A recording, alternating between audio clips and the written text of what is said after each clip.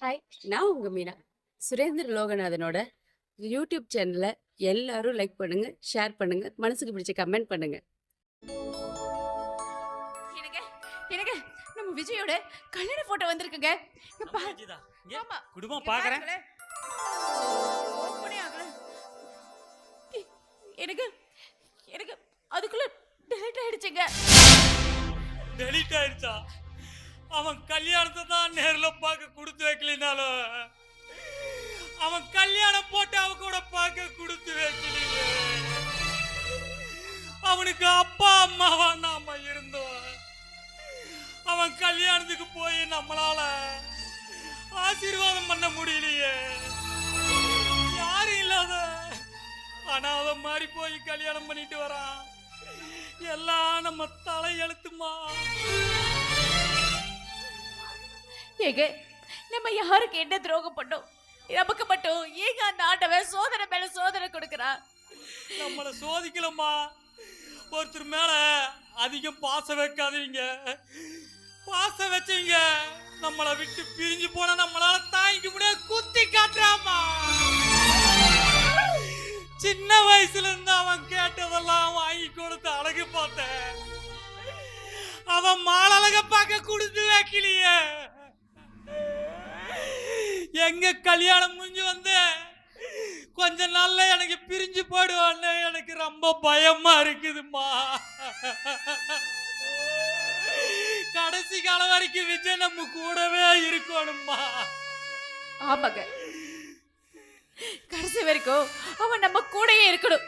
அவங்க கேட்ட அந்த சொத்து பத்திரத்தை கொண்டு போய் அவங்க மூச்சில எரிச்சிட்டு நம்ம பையன் விஜய நம்ம வீட்டுக்கு கூட்டிட்டு வாங்க.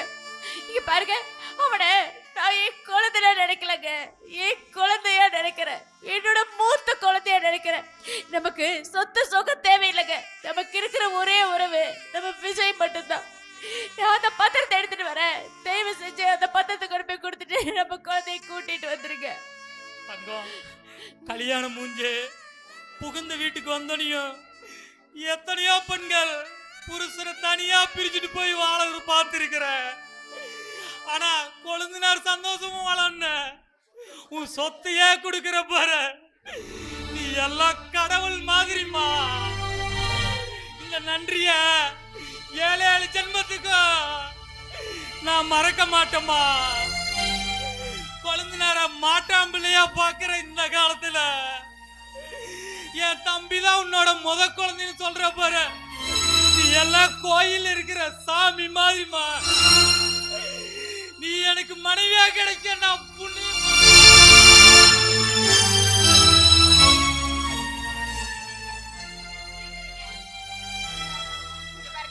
எதா இருந்தாலும் நம்ம பாத்துக்கலாம். இருங்க, நான் போய் பத்திரத்தை எடுத்துட்டு வரேன்.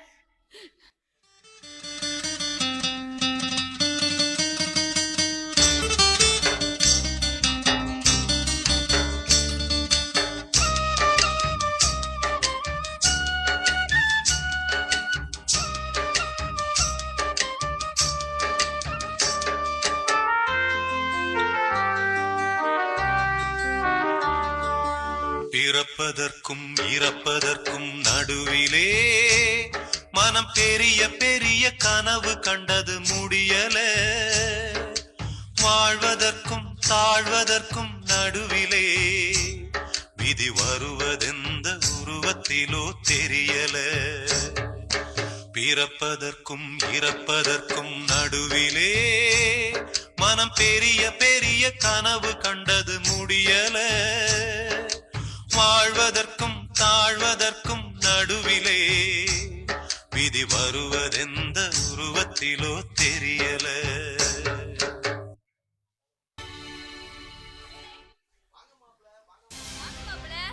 வாங்க வாங்க. மாப்பிள்ளையா? நானா? என்ன சொல்றீங்க? என்ன மாப்பிள, நான் பேசுறத பார்த்தா உங்களுக்கு ஆச்சரியமா இருக்கா? என்ன மாப்பிள, பணக்காரியா இருந்த என்ன கோடீஸ்வரியா ஆக்க போறவங்க நீங்க. ஐயோ, உங்களை நிக்க வச்சே பேசிட்டு இருக்கேன். வாங்க, நீங்க வந்து உட்காருங்க. நீங்க என்ன சாப்பிடுறீங்க? காஃபி, டீ, ஹார்லிக்ஸ், போன்விட்டா நான் போய் எடுத்துட்டு வரட்டுமா? வேண்டாங்க, நீங்க கேட்டதே எனக்கு ரொம்ப சந்தோஷம். இந்தாங்க, நீங்க ஆசைப்பட்டு கேட்ட சொத்து பத்திரம்.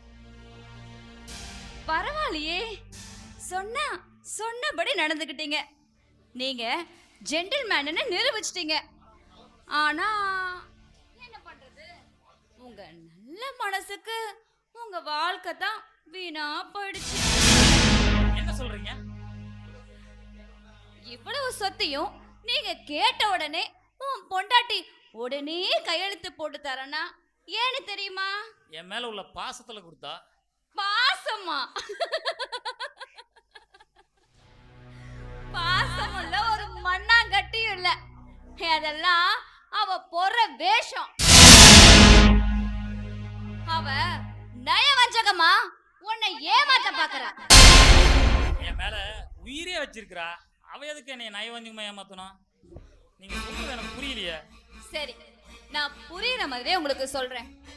இங்க பாருங்க, அவளுக்கு கர்ப்பப்பையில வளர்ச்சியே கிடையாது. அவளால குழந்தையே பெத்துக்க முடியாது. இதெல்லாம் எனக்கு ஏற்கனவே தெரியும்.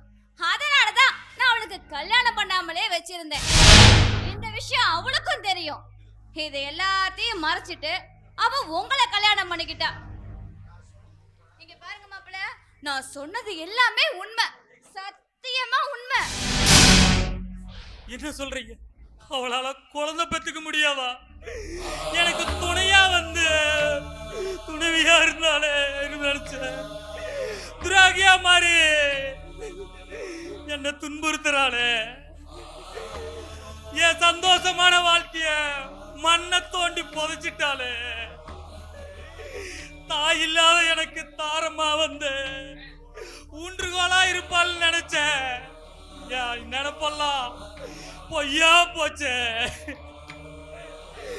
எனக்கு அடுத்ததுன்னு ஒரு வாரிசுன்னு சொல்ல ஒரு உறவு இல்லாம போச்சே. இந்த சமுதாயத்துல நீ நான் எப்படி தலை வந்து வாழ்வேன்? ஐயோ மாப்பிள்ள, நீங்க அழுவுறத பார்த்தா எனக்கு பாவமா இருக்கு. ஏன் மாப்பிள்ள, எதுக்காக இப்ப அழுகிறீங்க? இங்க பாருங்க, அவளை வெட்டி விட்டுட்டு வேற ஒரு நல்ல பொண்ணா பார்த்து கல்யாணம் பண்ணிக்கோங்க. உங்களுக்கு என்ன வயசாயிடுச்சு, உங்க மனசை வீணா தளர விடாதீங்க. மனச தளர விடுறதா? அந்த மனசே சுக்கு நூறா உடைஞ்சு போச்சே. என் இதயம் துடிக்கிற ஒவ்வொரு நொடியும் யாழ்னு யாழ்னு அவளுக்காக வாழ்ந்துட்டு இருக்கிற. என் இதய கோயில்ல ஒளிதரு ஒளிச்சுடுறா இருப்பாள்னு நினைச்ச. என் உயிரை கொஞ்சம் கொல்லுமா கொல்லு, உயிர் கொல்லியா இருக்கிறாள. நான் நினைச்சு கூட பார்க்கலையே. மொத்தத்துல என் வாழ்க்கை இருட்டு போச்சே.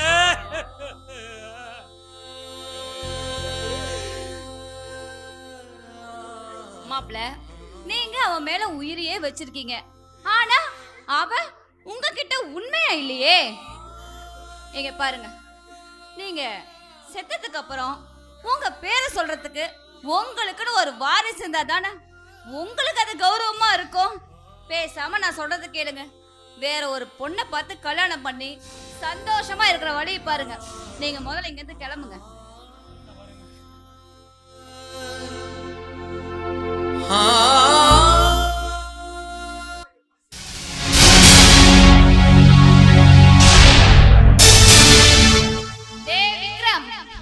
எதை எப்படி செய்யணும்னு இந்த ருத்ராவுக்கு நல்லாவே தெரியும்டா. அத கணக்கச்சிதமா செய்வாடா இந்த ருத்ரா தேவி. நான் சொன்னத உண்மைன்னு நினைச்சு நீ வேத வாக்குன்னு நம்பிட்டு போற.